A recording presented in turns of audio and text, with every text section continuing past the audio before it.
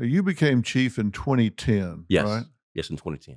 And you had just been in that job for weeks when you lost your son. Yes. My son was 27 years old, living on his own, and he had been experiencing, I'm finding this out after the fact, experiencing bipolar, schizophrenic adult onset behavior, Right. hearing voices. Uh, he and his girlfriend had uh, tried to get help. He didn't like the medication. He told her not to talk to me, not to tell me about it. He was embarrassed about his mental health. I was unawares.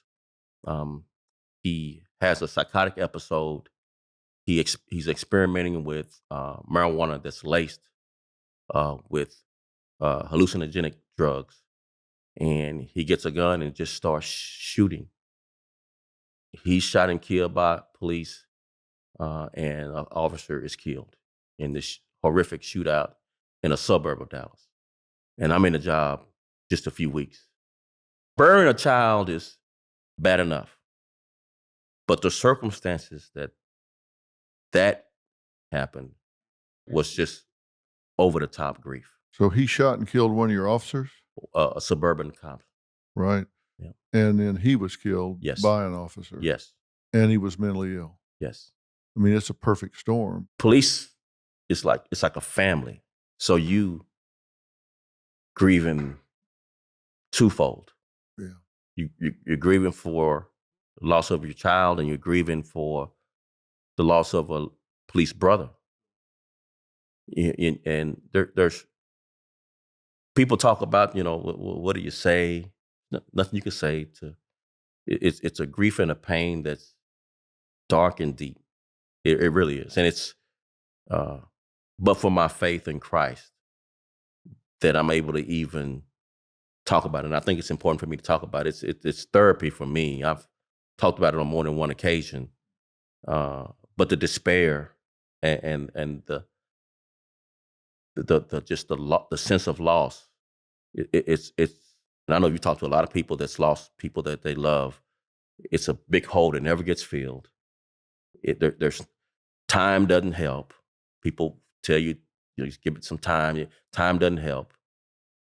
It's just the burdens we bear that in this life, and you just have to take a step and then take another. And I got back to work as chief after 2 weeks off, DrPhil, and the criticisms were brutal. The cops feel a sense of, your son's a cop killer. That's the worst of the worst thing you could be. And, politicians do their thing, trying to figure out which way the wind is blowing. I will say, the person that hires is a city manager form of government in Dallas. And so the city manager hires the police chief, not the mayor or city council members. And city manager Mary Soon never wavered in her support for me during that time. She really was more than stand up. Can't find the words to say, even to this day, how much I appreciate how Mary stood by me and helped me continue to lead the department. Well, I know Mary, and she is deep resolve. Yes, very much so. Yeah. You also lost a partner. Best friend. We hit it off like first day in the police academy. Walter Williams. He was 42 when he went through the academy. He served 20 years in the military. Oh, wow. And he wanted to be a police officer. He's 42 and I'm 22. And I'm thinking at the time, old man. I call him old man the whole time. I rib him the whole time. Old man, we run. He could run a mile as fast as I could. We were doing 6-minute miles, 5:25 miles. And this old man, I said, old man, slow down. You'll have a heart attack. Old man. So we get assigned to the same area of town. So we work partners. And we're 5 years into the job, and we both take a test for our first promotion. I make detective, and I'm transferred. he makes field trainers, so he becomes a field trainer. And one of my last conversations with him before he shot and killed on a domestic violence call is, man, why do you want to train rookies, man? They just gonna get you hurt. They do stupid stuff. They make mistakes. I said, come on, apply for the detective. I was gonna put a good word in for him. He said, no, no, no. We're here to help other officers learn how to do the job, David.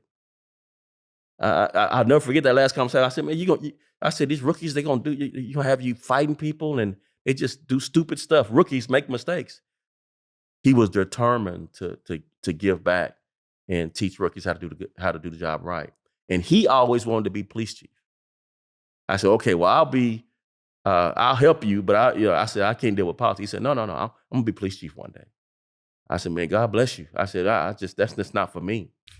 I said, I want to make more money. I want to get promoted, right, for my family, but I'm just going to go through the ranks and take the test. And when the last rank you can get by taking a test, that's the last one I want. That was kind of our secret. And I'll be a, whatever captain or whatever for you. And I'll make sure we make you look good, brother. I said, but I want no part of dealing with politicians. No, that had to be a terrible loss. Oh my God. I couldn't go to the hospital when he was shot. He didn't die immediately. And his wife at the time told me, could I go home to their home and just sit with their kids? And he had 3 kids. And I was 26 at the time and set up all night with his son and daughter and young teenager and a young child, trying to give them hope that he might pull through. And he passed away that night, and I grew up that day. I went from 26 to about 46. And of course, you did become chief in 2010, and obviously you got white officers, Hispanic officers, right. Black officers. Right. 20 reporters needing a story every day. Yeah. Always looking for something, right? Every day.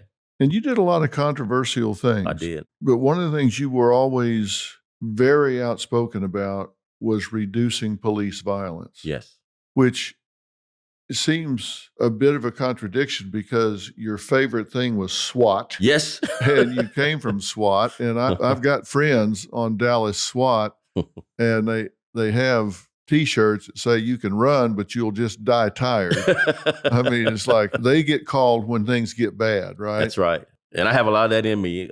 At the same time, it's in contrast to this is a profession, and people in this city expect us to protect them. But you did things like fighting drug dealers. You would just park a cop on the corner where the drug dealers made their living and just park them there till it just dried up and they went away. That's right. Yeah. Why doesn't everybody do that? It makes the police officer visible. It drives the drug dealers out. And I know they're just going to move to another corner, but then so can you. Right. Exactly. I tried to do some things. Common sense ain't so common in a lot of professions, and ours is no exception. Law enforcement, no exception. So I did some very kind of common sense things that you would think most people would try, and some people do. I don't want to put out that I'm smarter than everybody else in the profession. That's not the case at all. Actually, I made a lot of mistakes in the profession, but I really tried to engage the community in ways when there wasn't a crisis that built some currency when I thought we would need it later, when we did have a mistake or something that happened. I really tried to do things that built relationships, and it was in contrast to let's arrest them all and let God sort them out, because that's I have a lot of that in me too. But I'm thankful that the part of me that really wants to build relationships wins a lot of arguments. Yeah, you have this multiracial department that you're running as a Black police chief. How much did your 11-year-old friend have to do with where you wound up being colorblind? Everything. It's amazing. Talk about that. It's amazing.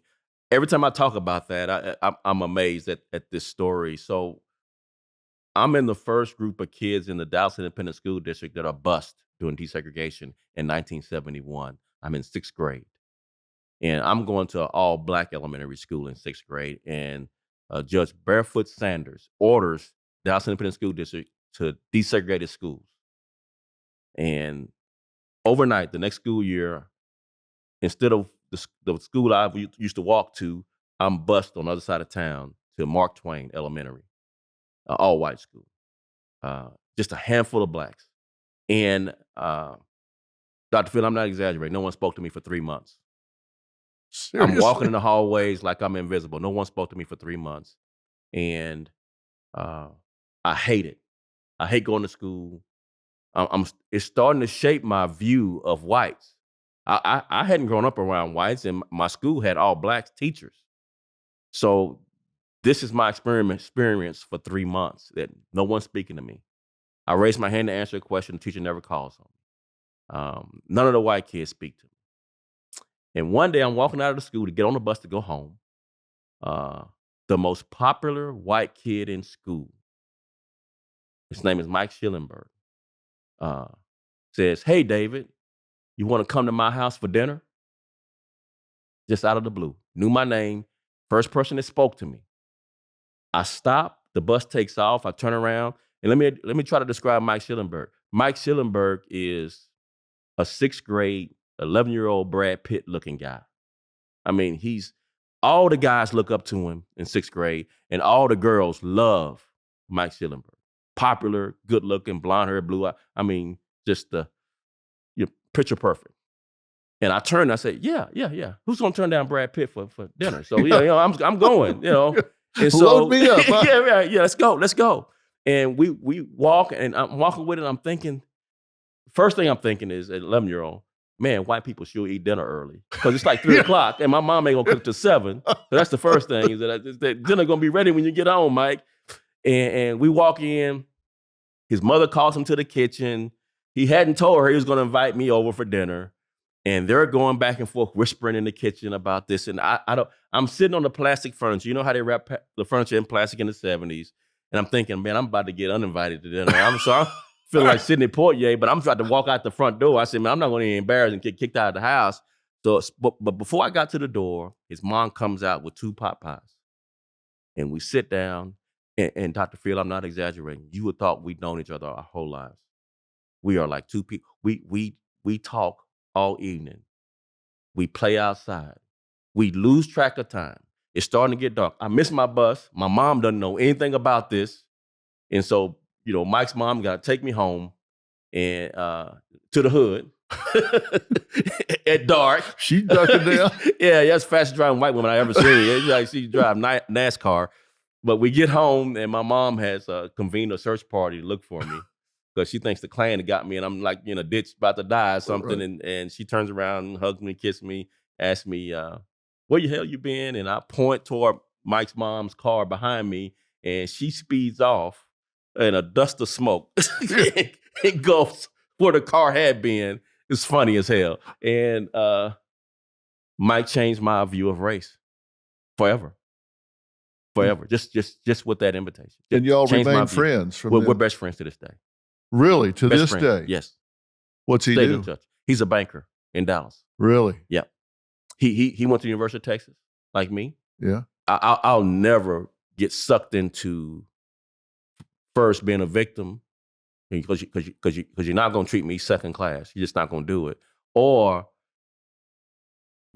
having someone else feel the same way because they weren't raised right. Yeah. Maybe I need to teach you a little bit about brothers. Well, isn't it something how that happened when you're 11 years old, and it influences who you are as a police chief in one of the biggest cities in America? Yes, especially through crisis moments.